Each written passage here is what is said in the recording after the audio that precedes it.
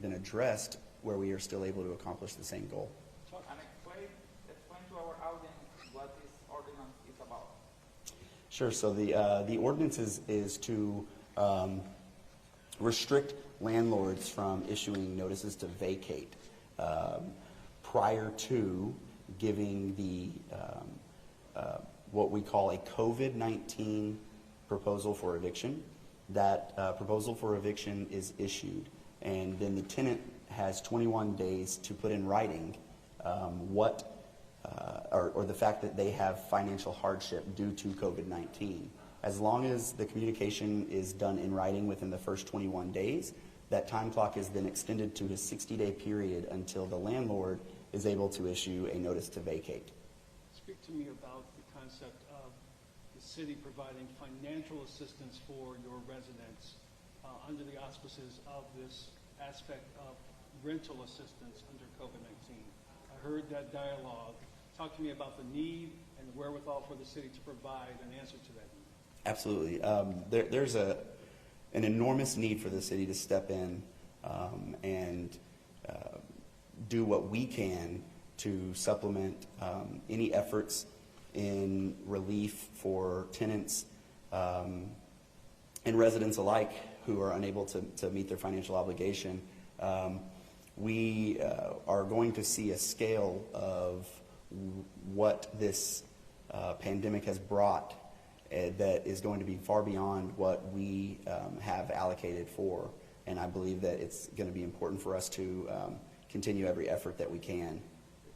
This pot that you have right now, how much money we're talking, and generally speaking, any idea how many citizens you would be able to assist? Sure. So overall, we are approving $13.7 million today for rental assistance. That is, in my opinion, a very good start. But that's what I want to make it clear on what my expectation is, at least, that is a start. We have a city that is comprised of over 60% rentership. District 7 is comprised of over 80% rentership. There is a vulnerable population that is going to be impacted due to circumstances that they could not have avoided. And I think it's important for us to do what we can to keep them in their homes, not only for the betterment of public health, but also because it's the right thing to do as a leader here in the city, is to make sure that people don't end up on the street. Can you talk about the necessity of it, in light of the rental assistance that the city is passing today? Why will there be people that fall through the cracks of that? Sure.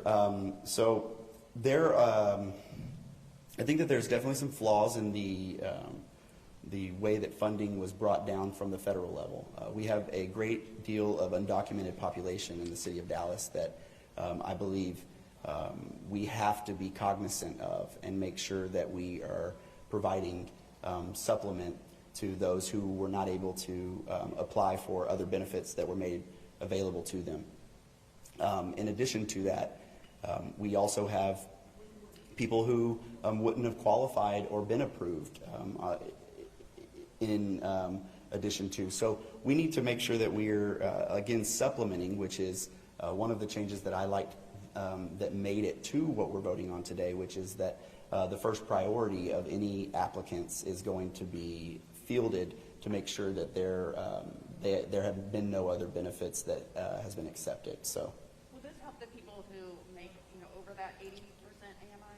So it won't, because of the federal funding programs in which this program is going to be administered through. HUD has a cap or a threshold of 80% AMI. In terms of the eviction part though, would that protect everyone? Oh, the eviction will protect everyone. The eviction ordinance is meant to make sure that all residents get to stay in their home, regardless of their income, occupation, or the value of their home. Yes, the ordinance protects undocumented, and the rental assistance, at least, which is what some of the conversation was, at least $1 million as of now, is earmarked for the allowance of undocumented residents to be able to use. The since the emergency declaration, we've had March, and we're now into April. Is there some sense of how do we expedite this process to ensure that residents can access these funds?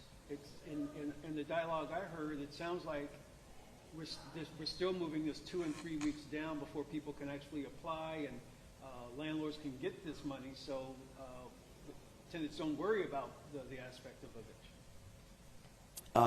You know, and that's honestly the premise of the proposed ordinance that I put forward is to allow for extra time, and that's all that is the ultimate goal is providing extra time. It's not a free rent, you know, but it's an opportunity to address that because there are people that are approved for unemployment benefits and aren't going to see them for 6 weeks. So we have to be, again, cognizant of the scale and magnitude of what this pandemic has brought on. And I think that the flooding of these resources, websites, and or phones has shown us that it's going to be a lot different than what we were used to. But for clarity from my point, the $13 million for rental assistance, that process is people have to apply, that money goes to the landlord, stop me where I'm wrong.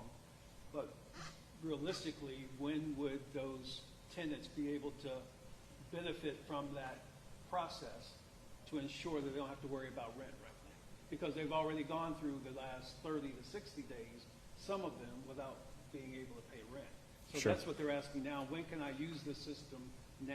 Well, the 13.7 becomes available today once it is voted in, which being on April 22nd, I feel very confident that this would be available and ready to use for May 1st tenants.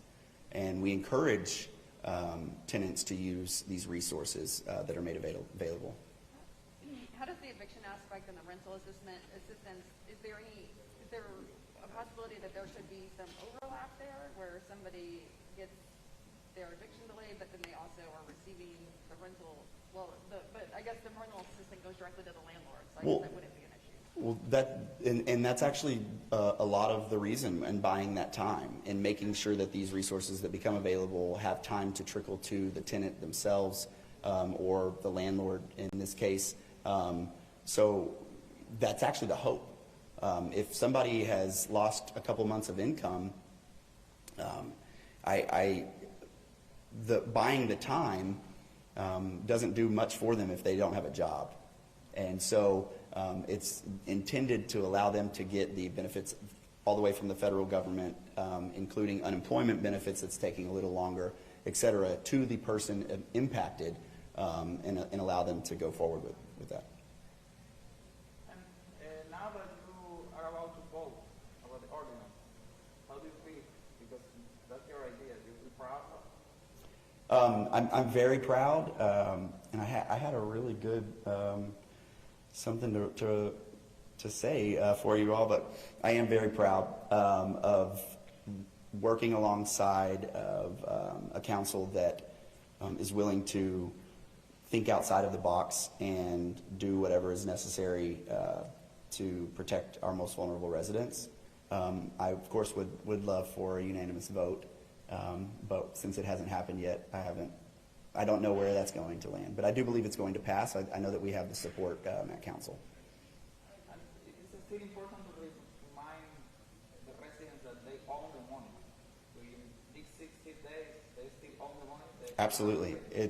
And again, in what I have prepared to say, this is in no way a deferral or a suspension of financial obligation. This is to allow for not only there to be increased communication between landlord and tenants to help come to agreements that will be feasible for both parties, but it's also a tool that we can now utilize to educate tenants on their rights.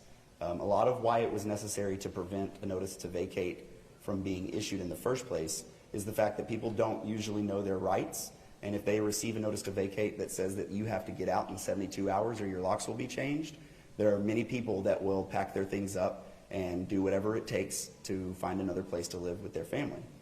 specific back to our undocumented population.